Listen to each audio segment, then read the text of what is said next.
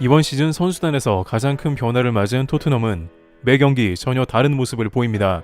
특히 토트넘의 핵심인 케인이 떠나버린 상황에 많은 언론은 불안감을 표출하기도 했는데요. 반면 케인은 바이에른 뮌헨에 도착하자마자 골을 넣고 순항하는 것 같은 인상을 줬는데요. 그런데 이제 점점 시즌이 지날수록 심상치 않은 모습이 공개되며 파장을 일으키고 있습니다. 실제 이번 주 같은 날 열린 경기에서 손흥민은 완벽하다며 평점 10점 등을 받는 모습이었는데 케인은 금주 평점 5점대를 받으면서 다수의 언론에게 혹평을 받는 모습이 등장했습니다.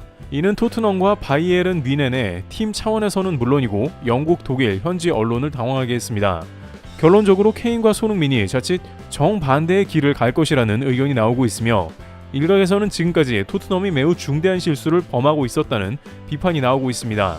같은 날 경기에 손흥민과 케인의 모습, 또한 토트넘에는 어떤 변화가 왔나 살펴봐야 하는데요. 우선 뮌헨의 케인은 영국 주장으로서 최고의 스트라이커임이 분명했습니다. 바이에른 뮌헨이 무려 1억 파운드를 지불할 정도로 가치가 있다고 판단한 것입니다.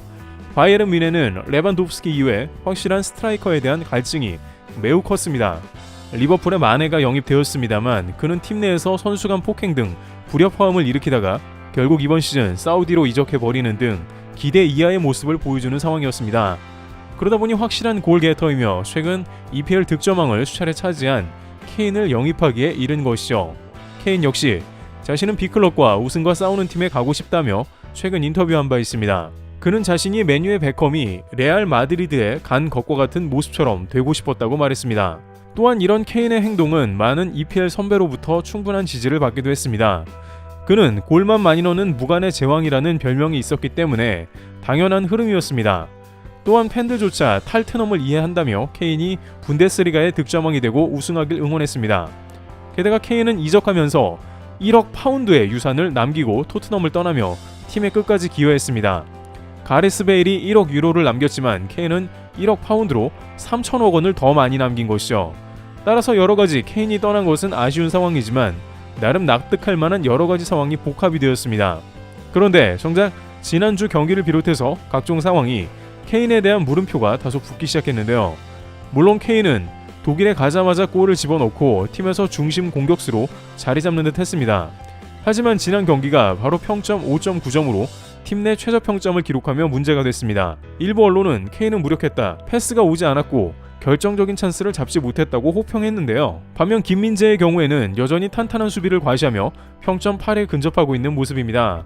김민재는 나폴리에서와 같이 스피드로 공격수를 압도하고 공을 끊어내는 등 대활약을 펼치고 있습니다. 나폴리에서 하던 공격적인 패스가 아직은 바이에른에서 잦은 미스로 이어지는 모습이 나왔는데 이마저도 투엘 감독은 패스를 못 받은 다른 선수의 호통을 치는 모습이었고 김민재를 탓하진 않았습니다. 따라서 바이에른은 무려 5천만 유로를 지불했지만 충분한 보상을 받고 있으며 불만은 없어 보였습니다. 그러나 케인은 바로 지난 경기에서 거의 풀타임을 뛰고서도 평점을 5점대를 받으며 우려를 낳았는데 선수들이 케인의 패스를 덜 연계하는 장면이 나왔으며 케인은 위축되며 좀처럼 기회를 잡지 못했습니다. 동점골은 자네가 넣었는데 뮌헨은 스피드를 이용해 라인을 침투한 자네를 적극 활용했습니다. 또한 역전골은 유망주 마티스텔이 기록하며 케인은 공격진에서 최저 평점을 받은 것이죠. 그런데 이에 대해서 토트넘의 손흥민과 대비가 되면서 케인에 대한 새로운 시각이 나옵니다. 바로 뮌헨은 토트넘이 아니며 결국 케인은 토트넘의 막대한 희생 가운데 탄생했다는 겁니다. 실제 이번 주 케인 없는 손흥민의 모습은 말 그대로 토트넘의 왕이나 다름없었는데요. 심지어 그는 주장으로서의 리더십을 보이면서 나이스 맨 소니라는 말도 동시에 들었습니다. 게다가 포스테코글루 감독이 새로 편성한 주장단이 5골을 몰아친 경기였습니다. 손흥민, 메디슨, 로메로가 모두 5골을 합작했고 토트넘은 팀 자체로 작동하기 시작했다는 겁니다. 지난 시즌 콘테 감독은 한국 투어 이후 갑자기 시즌 시작부에 다소 납득하기 어려운 말을 했습니다. 그는 팀의 중심은 케인이며 많은 선수들에게 이에 대한 협력을 요청했다고 말했습니다. 다소 싸한 감정을 느꼈던 한국의 팬들은 곧 시즌이 시작되자 손흥민이 중미나 수비를 봐야 함을 알아차렸죠.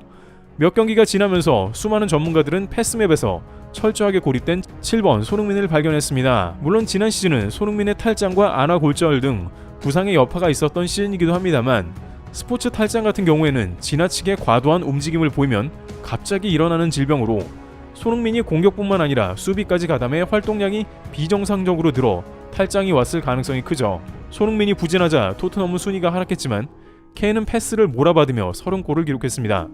그 가운데 케인 개인 기량으로 만들어 놓은 골도 많았지만 결국 패스맵을 보면 케인이 종점이었습니다. 이렇게 많은 패스가 몰리는데 골게터 케인이 30골을 기록 못하는 것도 이상한 상황이었죠. 축구는 분명 팀 경기인데 이런 식으로 굴러가니 8위로 유로파 컨퍼런스 리그도 탈락한 것입니다. 하지만 미네는 토트넘과 다른 것이 이미 투엘 체제로 선수들은 훈련을 지속해왔으며 선수단 자체가 케인 리더십 그룹까지 존재했던 토트넘과는 차원이 다른 것으로 알려져 있습니다. 미네는 독일식 규율로 운영되며 엄격한 각종 규칙이 존재해 영국과는 완전 다른 세상인 것인데 지난 경기를 보면 선수들은 케인에 의지하기보다 케인을 이용해 자신이 골을 넣으려는 성향도 강합니다. 최소한 토트넘에서와 같이 케인에 의도적으로 패스를 몰아주는 상황은 없다고 봐야 하는 겁니다. 일부 매체들은 케인이 에릭 다이어를 미넨에 추천했다고 하지만 이조차 묵살당했는데요. 몇몇 언론은 도르트문트와 미넨이 다이어 영입을 경쟁한다고 했지만 끝내 아무 일도 일어나지 않았습니다. 다이어를 추천한 케인만 머쓱해졌으며 오히려 투엘 감독은 케인을 이상하게 생각할 수 있습니다. 케인은 골프 친구 다이어를 데려와 다소 외로운 미넨에서 다시 뭔가의 친목 그룹을 형성하고 싶었을 수 있지만 미넨은 철저하게 실력으로 선수를 파악하며 영입 기준도 매우 까다로운 것으로 알려졌습니다.